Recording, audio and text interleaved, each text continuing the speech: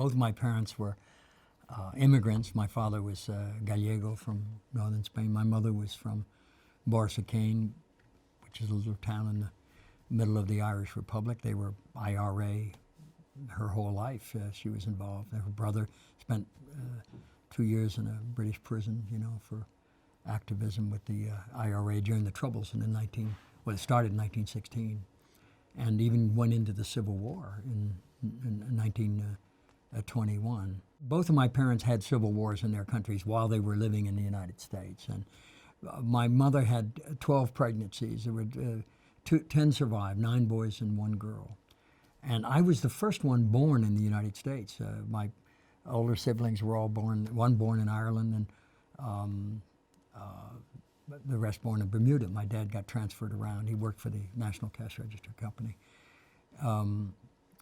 But I saw the effect of social injustice in my own life in a deeply personal way. I started caddying when I was 9 years old at this exclusive country club in Dayton, Ohio. And so I saw how the upper crust lived. And I experienced the degradation, if you will, of being a servant to the overprivileged. And I did it for 9 years. And when I was 14, I organized a caddy union, and we went out on strike. The entire adventure only lasted about 72 hours, but it was a life-changing experience for me, because when we were striking for better working conditions and higher wages, of course, and we chose Tuesday, which was Ladies' Day. We knew they were not going to carry their own bags. This is before golf carts, And so we just had a sit-down in the parking lot, and the caddy master came out and said, "What's going on?" I said, "Well, we're not doing this anymore until we get higher wages and so forth." And he said, "Well, you're on private property, so you better get your asses out of here now." And that was the first time I'd heard that phrase. I'd been working there at the time for 5 years, from early every spring until late every fall since 1949, and now I was hearing this phrase that was so foreign to me: "You're on private property." Now, I was no longer welcome here because I refused to be a servant, or at least I wanted to serve on my term, and they just weren't having it, and so we were all thrown off the property. And I came back some weeks later because, frankly, I was that good a caddy, and there was a lot of requests for me, and my brothers as well. So I went back to that servitude until I left home when I was 18 years old. It was the longest job I ever had. The second longest job I had was the West Wing. But I just had that sense that I would always be looking at a situation from the other side, and after a while, and that was not by choice. I was kind of put into this situation because of birth and family upbringing and all of that. But as I became a young adult, it became choice. I was very conscious of choosing what side to support, where I wanted to stand. It was very, very conscious. And I knew from an early age that it was going to be costly. I think if what you believe doesn't cost you anything, then you're left to question its value. So my positions were always, always tenuous. I could not speak up or stand up when I witnessed some form of injustice or cruelty or bullying. Has that affected your career in Hollywood at all? I hope so. Because if it didn't, I was asked that question so many times over the years. Do you think that your activism has hurt your career? And I say, quite frankly, I hope so, because as I say, it's if your moral standing, your righteous indignation, or whatever you want to call it, is valuable, then it's going to cost you something to hold on to it and preserve it.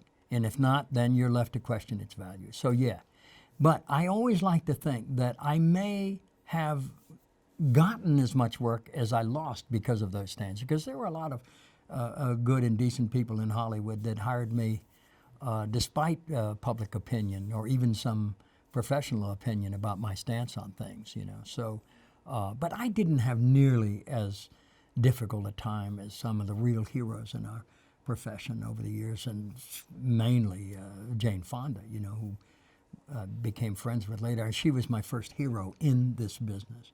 She was the first one that stood up. And she pissed them all off because, number one, she was a woman, and she was doing what all of us men were too big a sissy to do. And that was standing up and telling the truth at a very critical time. And she of course, proved right, you know. I knew as a child what I was going to do with my life. It was a foregone conclusion. From the time I started going to the movies at age, I was 5 or 6 years old, where gradually it just started to dawn on me, you're one of those people up there. Fine, what's the problem, you know? And it's that great mystery that kids, all young people know about themselves, is this deeply personal knowingness that you can't really explain or identify completely. You just know that you must go this path or you will not be happy. You'll lead a dishonest life. And I kind of knew that very specifically as this little child, and it never, ever changed for me. I knew that I would never be happy and I would never live an honest life if I did not pursue this. Frankly, most of the stuff I did in film and television was not that impressive and not that good, frankly. Every now and then I would land something of substance that tapped a deeply personal resource, which flowered and was clearly a smart choice, a personal choice. I think if it's not personal, it's impersonal. If it's impersonal, no one cares. So I did a lot more impersonal stuff because I always rationalized, well, I got 4 kids and I have to make a living, and it's either this or I go selling shoes again or being an usher at a theater or who knows what, all those different jobs that actors and artists do along the way. So I made a lot of very, very commercial choices. I did it, frankly, for the dough. But every now and then, something would land at my door, and not always because I was seeking it, but because I was available at the time and the offer came. And I did things that were deeply gratifying and that I like to think maybe had an effect on other people because they were about my humanity, where I was called upon to make choices as the character, and I could infuse my own personal feelings about things, whether it's peace and justice, or through unionism or nonviolence, all of the things that I was deeply personally committed to. There was a television film that I did, I believe in the mid-'70s, called The Execution of Private Slovak.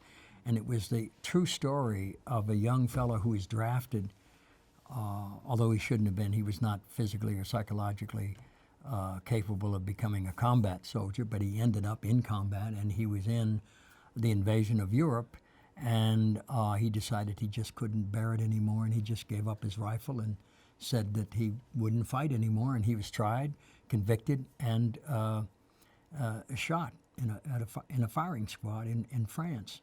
His name was Eddie Slovak, and the show was called The Execution of Private Slovak by William Bradford Huey. It was a true story about this young boy, Eddie Slovak, from Detroit. And I played him. At the time, I believe I was about, well, I would have been 32 or 3. It was just after Badlands. And the show became quite a focus for a lot of young people who had never heard of him and didn't most of the country had never heard of this situation before. They didn't know that an American soldier had been killed for refusing to fight. Many had gone to prison. They were conscientious objectors, but he was the only one that was convicted of cowardice in battle, which was absurd. He just refused to fight anymore and quit. He said his nerves had been destroyed by the bombardments he was involved in and so forth. And he was in a unit that had lost quite a few lads in the Battle of the Bulge, so they were trying to make an example of him, that you mustn't, decide in the middle of a battle that you're not going to fight. It was a fascinating case, and that had a profound effect, not only on me, but on a lot of other young people at the time, and one of them ended up being my criminal attorney that I met during a demonstration with Dan Berrigan in New York. Dan was such a funny guy. I mean, he was a brilliant intellectual besides everything else, but he saw through so clearly, and he was such a brilliant writer and activist. But he never he was never full of himself. He was very shy, actually, but he was so disarming. It was so disarming to be with him. My first arrest for civil disobedience was with Dan, and it was one of the most rewarding experiences of my life. And I once heard a story about him, that he was asked to speak at this Catholic church in the pulpit, and there was a flag of the United States on the left and a flag of the papal state on the right. And he got up into the pulpit and looked at both flags, and he said, "Well, now I have some sense of how Jesus must have felt being crucified between two thieves."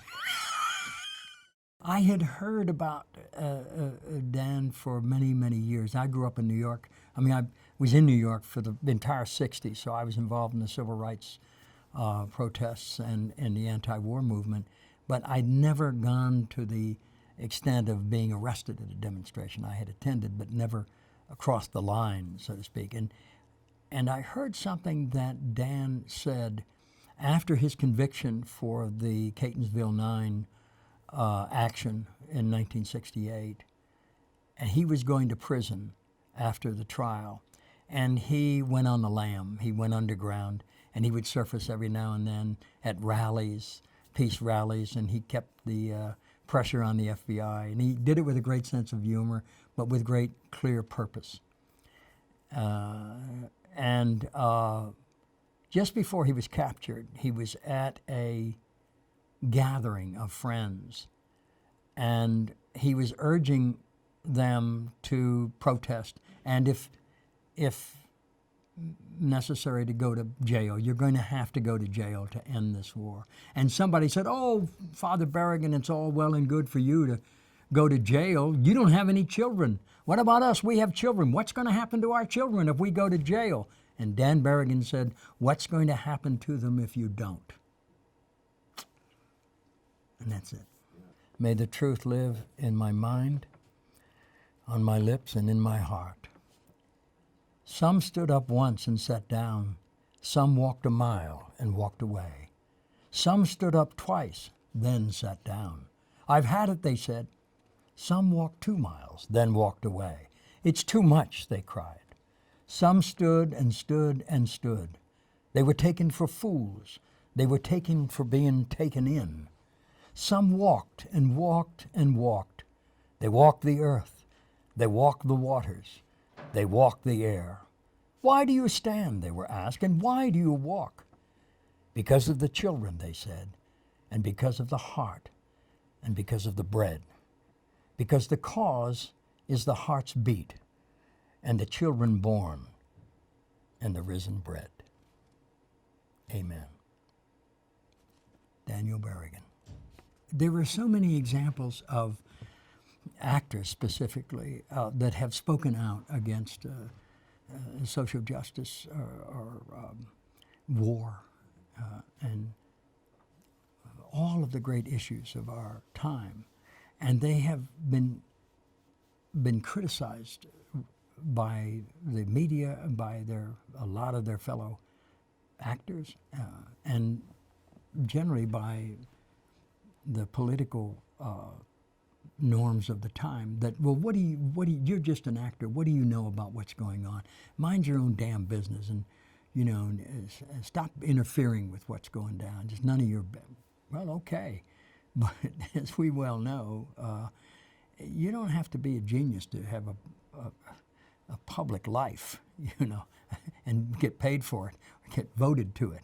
And these days, the bar has been practically non-existent for any particular level or qualification, as we all know. And not just in the United States, but all over the world, wherever there are democracies. We don't always elect the most qualified people, obviously.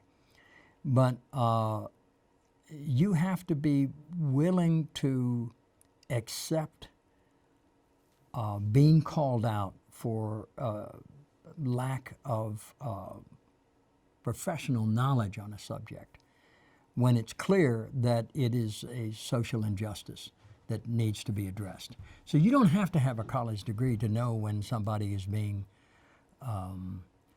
discriminated against or brutalized or imprisoned for no just cause. It just takes a conscience, a moral conscience, and you see things in a moral frame of reference. That was why when I was asked to play the president in The West Wing, all I asked for were two things. One, that the president would be Catholic, and two, that he had a Notre Dame degree. One, I love Notre Dame, and I love being a Catholic. But being a Catholic, for me in that show, meant that Bartlett would frame all of his decisions, public and private, international, whatever they were, in a moral frame of reference.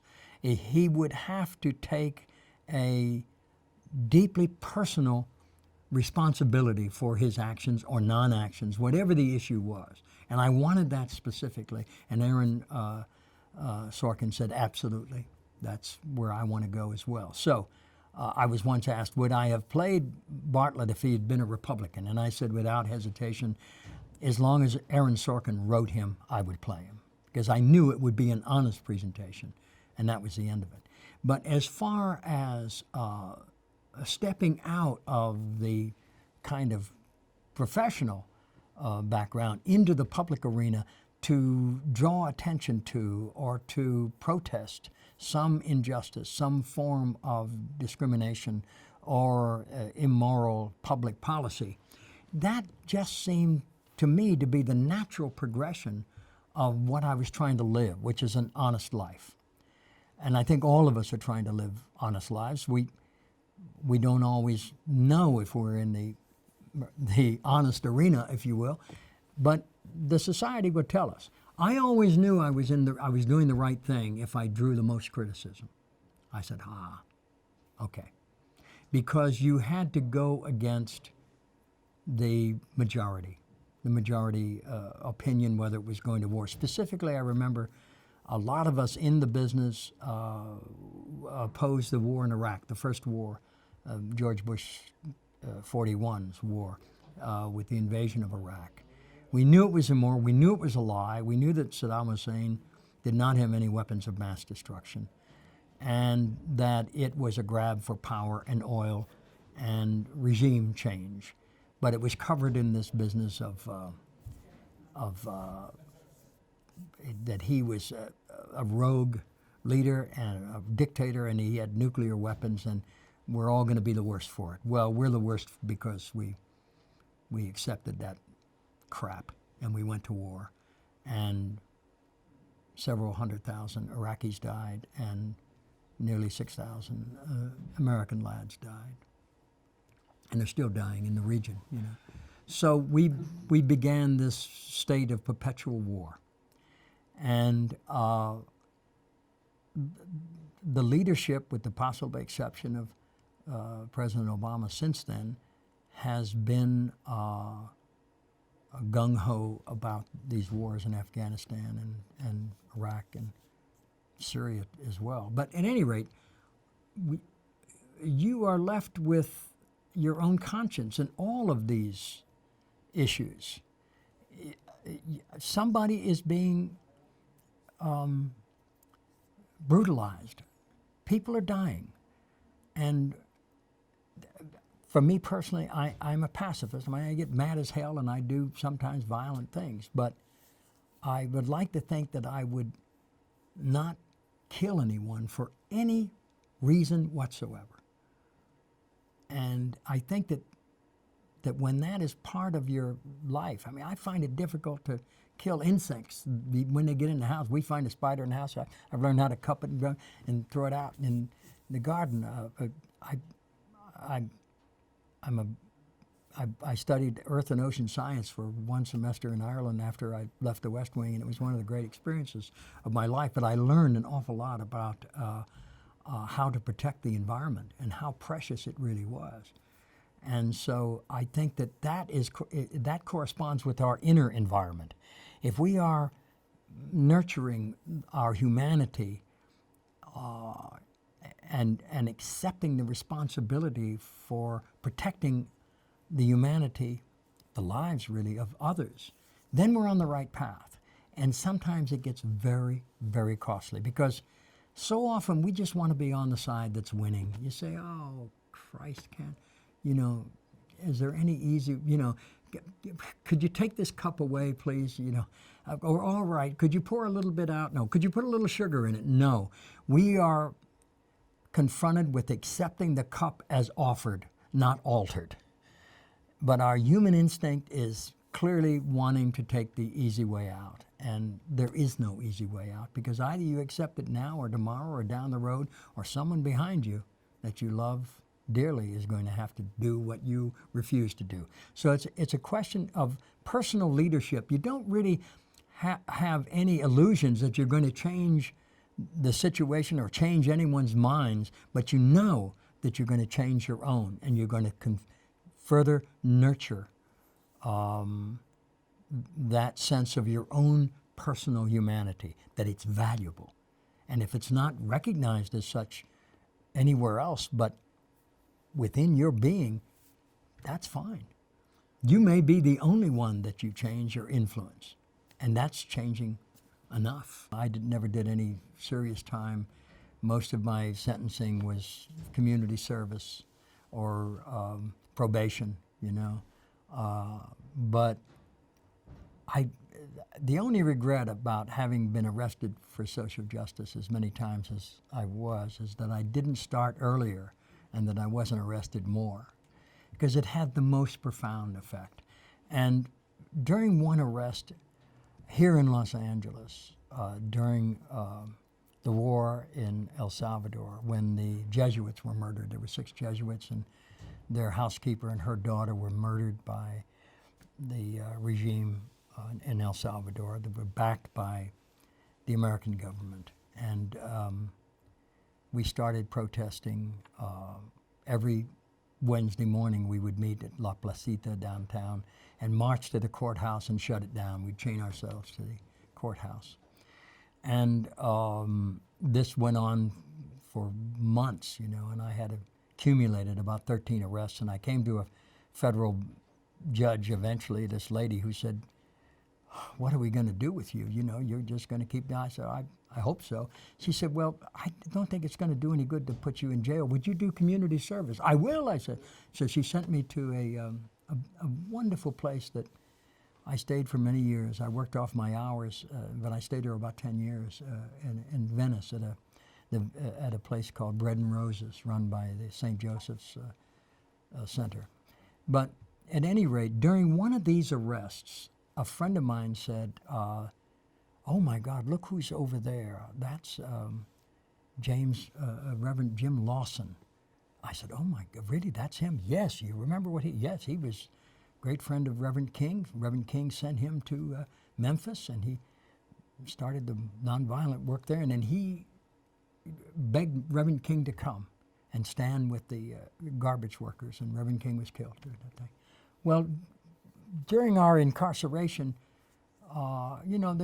we were all, conscious of what's going to happen. You're arrested and you're all gathered. And at this point, there's a federal lockup downtown in the basement, and so that's where they keep undocumented immigrants very often. So we were in that tank, and it was a huge square room, and we were all handcuffed and made to sit on the floor with our backs against the wall. And there were about 60 of us in this particular tank this particular day. And they had, part of the punishment is you're going to wait. We're not in any hurry to get you out of here. All we needed to do was be fingerprinted and photographed and then come back for a hearing, in court. But it was dragging on for hours, and Reverend Lawson, his back was getting very painful to him, and so he pushed his way up the wall, and he leaned against the wall, and one of the guards came in and said, you better get your ass back down where you belong.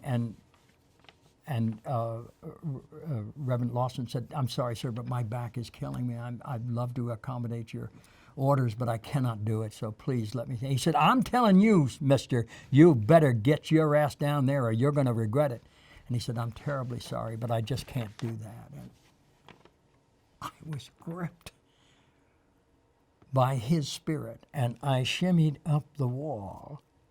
And when I was about halfway up, the guard looked at me and says, what the hell do you think you're doing, mister? And I said, I'm standing with the preacher. And he got furious. He said, your ass is in for it too. And then the whole room started to get up and stand with the preacher. And they got so frustrated, they left, came back with a bunch of guards and started to process us out. But that moment was the proudest moment of my life and the most difficult. And I'm a big sissy, and I hate confrontation. I hate violence. And my heart beats, and I'm sure I was going to have a heart attack. Whatever possessed me to put those words out, where did they come from? I'm standing with the preacher, which meant for me, I'm standing for justice. I'm standing against being bullied. I'm standing for some sense of humanity here. I'm with him. And so often when I go to a demonstration and I'm not quite sure what I should do, and I see the quality of people, the humanity of the people that I'm assembled with, and I just say to myself, I'm with them. And I get online.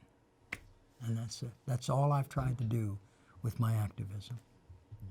The worst enemy of any artist is sentiment. It's not about sentiment. It's not about trying to make someone feel, pitiful, or, the poor devil, or, no. It's about confronting consciousness. It's a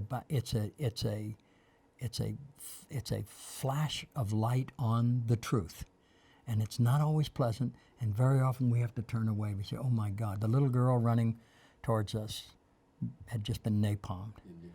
The naked truth of that changed a concept of what we were doing there. Dan Berrigan burned draft cards at Catonsville 50 years ago with his colleagues, his brother as well, Philip Berrigan. And they said that they felt it made more sense to burn draft cards than to burn children in Vietnam.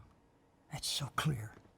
It is so clear. And the artist has to be able to see through without pounding you over the head. How often you go through a ghetto in a city anywhere in the world and you see a mural or graffiti and you're struck by it, and it lives somewhere in your consciousness because you respond to it deeply, emotionally, morally, and it raises a consciousness in a deeply personal way which says, I know you saw that. Now what? Great public art is confrontational. It's conscientious. It's powerful. And it doesn't, there are no soft edges. It's costly to consider it because you know that it's right and that it's addressing a deeply human problem in a very, very confrontational way. It's going to cost you something. We are called to lift up the world and all its people to that place where the heart is without fear and the head is held high, where knowledge is free, where the world has not been broken up into fragments by narrow domestic walls, where words come out from the depths of truth and tireless striving stretches its arms towards perfection, where the clear stream of reason has not lost its way into the dreary desert sands of dead habit, where the mind is led forward by thee into ever-widening thought and action, into that heaven of freedom, dear Father, let us all awake.